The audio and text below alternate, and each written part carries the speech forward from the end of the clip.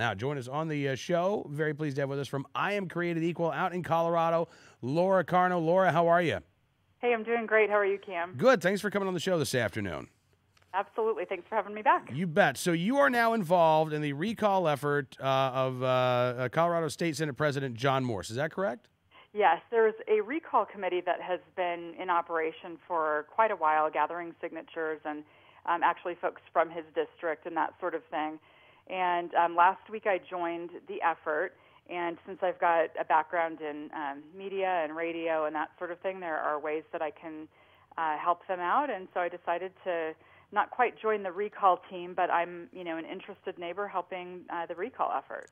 It's interesting. Apparently the group that has been set up to defend Senate President John Morse, it's called a whole lot of people for John Morse. And as it's been pointed out, apparently the whole lot of people don't necessarily represent a whole lot of Coloradans. Exactly. They've raised about $23,000, and out of that $23,000, $20,000 came from a group called America Votes Colorado. And they're a C4, so their donors are protected. But Mayor Michael Bloomberg, our old friend, has given to many of the organizations that partner with America Votes Colorado. And you can easily connect the dots to Mayors Against Illegal Guns, which played very, very heavily in our gun legislation. So their group, a whole lot of people for John Morse, it turns out to be one guy in New York mostly, and they have also been accusing the grassroots group here that is running the recall campaign. They have been accusing them of being funded by out-of-state donors, and so it's sort of, gosh, a little transference, I think. Yeah, well, I'm not shocked by that. Now, what about this little anecdote I heard? The filing agent for a whole lot of people for John Morse actually called Colorado Springs, which is that's the city where John Morse lives and represents, right? Yes, he represents a part of Colorado Springs. Okay, so the filing agent called Colorado Springs a, quote, right-wing religious whack job stronghold? Yes, that is correct. So a Denver Democrat called all of us in Colorado Springs, tried to disparage us that way.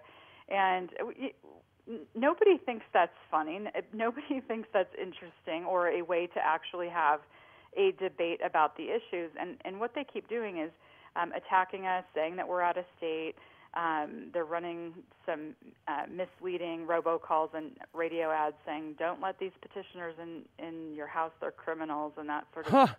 So they're doing all sorts of things like that, when what we want to talk about is, were the gun bills good or bad?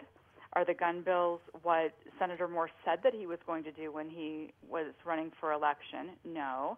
And they don't want to have that conversation, so they just keep dangling bright, shiny objects in front of everyone, hoping that we'll stop having the serious conversation. So how does this recall process work? How long do these groups have to try to get the signatures necessary? Okay, so they have until June 3rd to get the signatures necessary, and I'll tell you what, they've got over 200 volunteers that are doing things like, they've got stationary places at gun stores and that sort of thing where you can go sign. They've got mobile places on the weekends where they're in front of the grocery store or what have you. And then they've got a very serious effort for doing precinct walks, and all of these volunteers converge on the weekends and evenings and go through their precinct walking plan to get signatures. So I feel really, really good about their efforts and hope to have a successful outcome.